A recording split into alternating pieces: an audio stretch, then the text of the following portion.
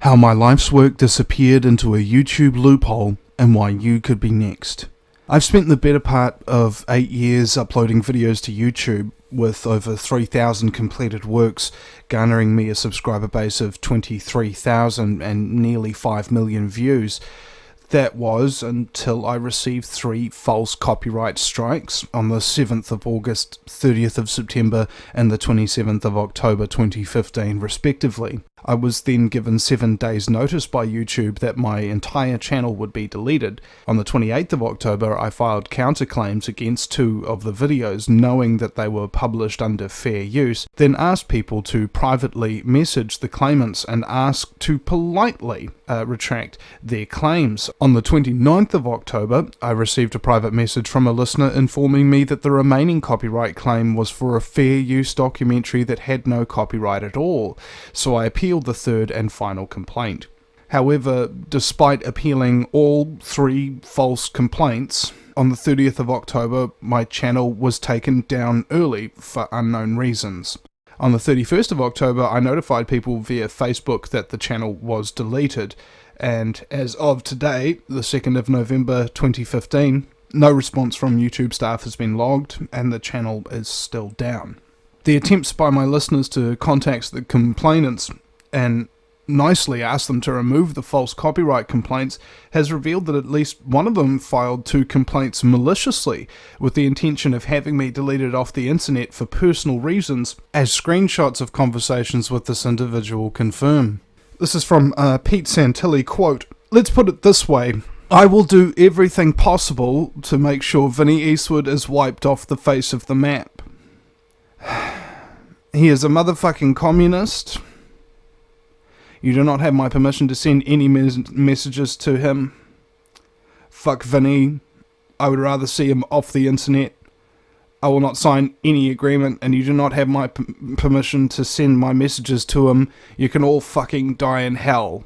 Later, tell him I said fuck off. He is the lowest of low. Fucking pond scum. I will take him down every chance I get. No mercy. I will take that fucking commie down whenever I get a chance." Because of this malicious act, I've been irrevocably financially impacted, losing as much as 1/3 of my monthly income and an estimated 70% of my web presence. The reason why it's affected my web presence so substantially is that every single video that was linked, embedded, shared, or posted now has dead links instead, meaning no one can see my content, and obviously I cannot gather any revenue from it. This includes my own radio website, thevinnyeastwoodshow.com, where each daily radio show I've produced dating back till 2010 is archived along the YouTube version, and all those links no longer work. That's just what's happened to me directly. Indirectly, this also affects the hundreds of people who've appeared in those videos.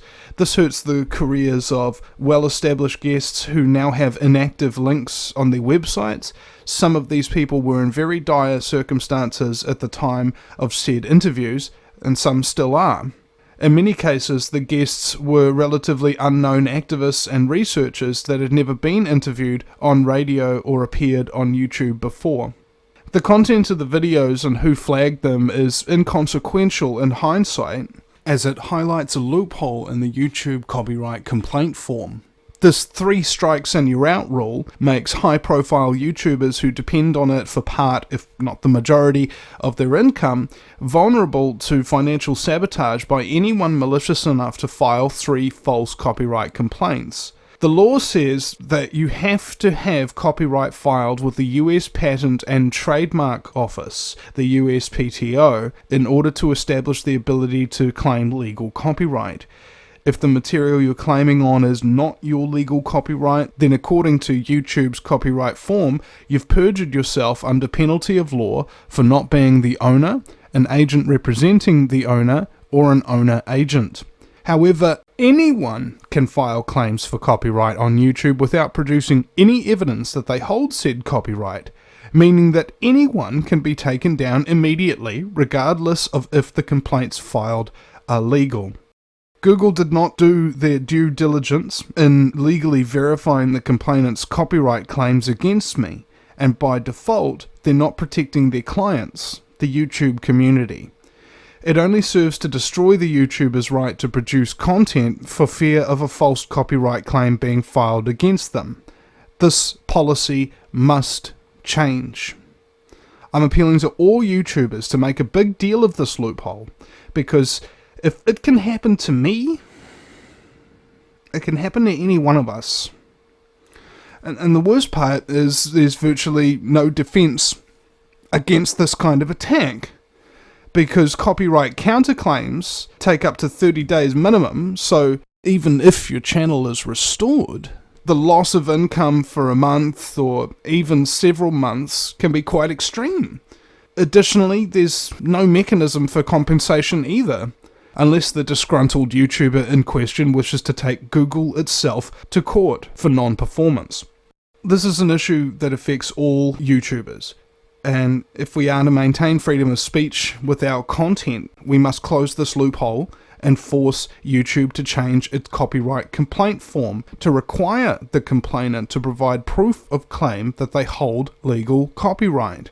If they don't, then there must be an immediate and enforceable penalty, for example, a US $10,000 fine per false copyright complaint and suspension of their YouTube channel permanently. This will serve as an effective deterrent against false copyright complaints and ensure the YouTube community is safe from the abuse of this mechanism, which should be there to protect its people's works, not provide an easy way to destroy them.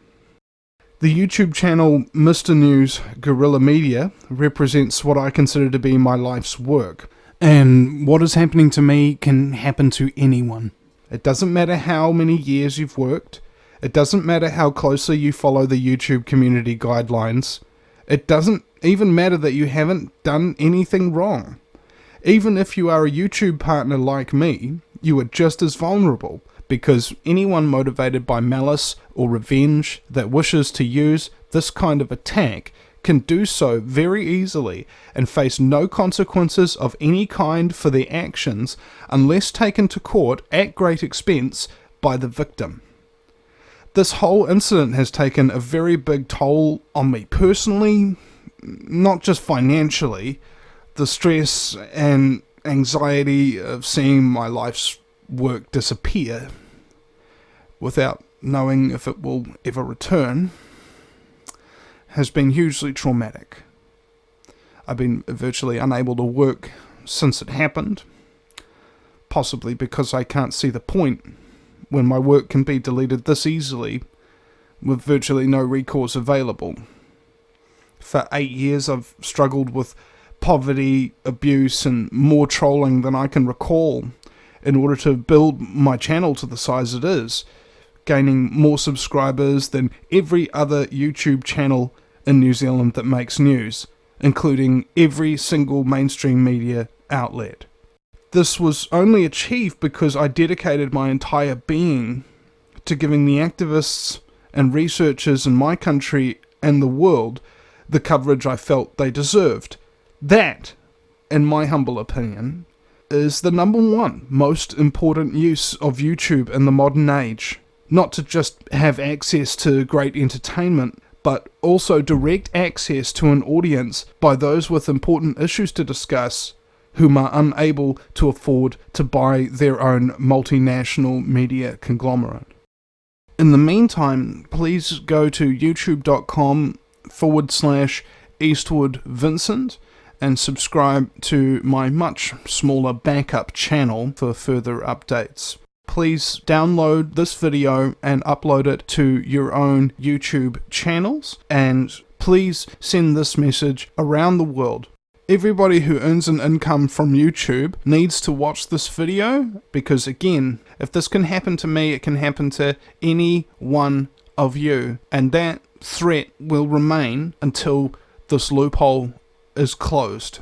If you want to help me, you can go to change.org and sign the petition to get my YouTube channel restored. This is Vinny Eastwood from the VinnyEastwoodShow.com. Thanks very much for listening. We'll see you again sometime.